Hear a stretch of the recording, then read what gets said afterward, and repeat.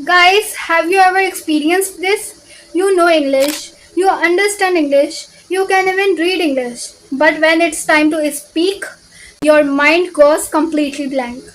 You think in your native language first, then translate into English, then translate again, then change the sentence. And by the time you are ready to speak, the conversation has already moved on. Guys, if this sounds familiar, you are not alone. In fact, this is the exact reason why millions of English learners stay stuck for years. Not because they don't know English, but because they don't think in English. So today I'll show you a practical step-by-step system that can train your brain to think directly in English. No magic, no shortcuts, just a method that actually works. And by the end of this video, you will know exactly how to start building an English speaking mind. So let's begin.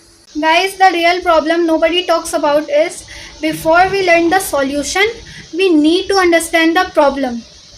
Imagine you driving a car, but every time you want to turn left, you have to call someone and ask how. Would driving feel natural? Of course not, na. That's exactly what happens when you translate every sentence. Your brain becomes dependent on translation, and translations creates delay. The goal isn't to know English. The goal is to make English automatic. Because fluent speakers don't translate. They think and then speak. Guys, a student once told me that I have been learning English for 5 years. I asked him, do you think in English? He smiled and said no. Then I asked him, when you are hungry, what thoughts come first into your mind? He answered in his native language. That's when I told him something important. That fluency begins inside your head, not in your mouth. The moment your thoughts start appearing in English, speaking becomes easier. So step number 1 is start naming everything around you. This is where most people should begin. Look around your room and name everything in English. Chair, table, window, phone, door, laptop, bottle. Simple. Simple but powerful. Why? Because you are creating direct connections. Your brain sees an object and immediately recalls the English word. No translation needed. Do this for 5 minutes every day. Your brain will slowly stop depending on your native language. Step number 2 is describe what you are doing. As you move through your day, describe your actions in English.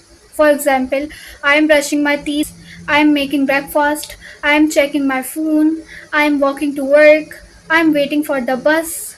Don't worry about perfect grammar. Focus on thinking. Guys, the purpose is to train your brain to create thoughts directly in English. The more often you do this, the easier it becomes. Step number 3 is use the movie method. Guys, this method feels strange at first, but believe me, it's very effective. Imagine your life is a movie and you are the narrator. As things happen, describe them. For example, it's raining outside. The traffic is heavy today. The man looks tired. Everyone seems busy. Guys, this exercise forces your brain to observe and think in English naturally. And because it's connected to real life, the words stay in your memory longer. Step number 4 is stop translating full sentences. This is where many learners struggle. Let's say you want to say, I need to finish this work today. Most learners create the sentence in their native language first, then translate it. Guys, instead of this, train yourself to think using English chunks. Example, I need to, I want to, I have to, I'm going to, I think, I feel. Step number 5 is talk to yourself. Yes, it sounds funny, but it works. When nobody is around, start a conversation with yourself. Ask questions, then answer them. Example, how was your day? It was good. What did you do? I finished some work and watched a video. What are your plans tomorrow? I'm going to study English for 1 hour. This technique stimulates real conversation and gives your brain a speaking practice without pressure. Step number 6 is create emotional English memories. Here's something interesting about psychology. The brain remembers emotions better than information. That's why you remember embarrassing moments from years ago, but forget vocabulary after 1 week. So, when learning new words, connect them to emotions. For example, don't just learn the word excited. Remember a time you were excited. A birthday, a trip, a surprise gift. Now the word has a story, and stories stay in memory longer. Step number 7 is think before sleeping. Guys, this is one of my favorite exercises. Before sleeping, spend 2 minutes reviewing your day in English. Ask yourself, what did I do today? What was the best part of my day? What did I learn? And what will I do tomorrow? At first, you may only know a few words. That's okay. Use whatever English you know. Guys, the goal isn't perfection, the goal is building habit. Why most people quit this habit? Here's the truth.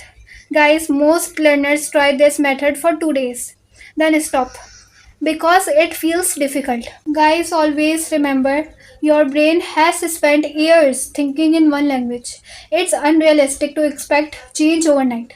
A small daily practice, massive long term results. What happens when you keep going? Something amazing starts happening. And one day you notice a thought appearing in English without effort, without translation, without planning, just naturally. And eventually your brain stop asking permission. And that's the moment real fluency begins. Guys, if you are struggling to speak English, don't focus only on speaking. Train your thoughts first. Because every spoken sentence starts as a thought. Start small, name objects, describe your actions, narrate your day, talk to yourself, and review your day before sleeping. So, guys, do this consistently for the next 30 days, and you will notice something incredible. You will spend less time translating and more time communicating. Because fluency isn't about knowing thousands of words, fluency is about thinking without fear. So yeah guys, that's it for today. If you enjoyed this video, so don't forget to like, subscribe and share it with someone who's trying to improve their English. Thanks for watching and I'll see you in the next video.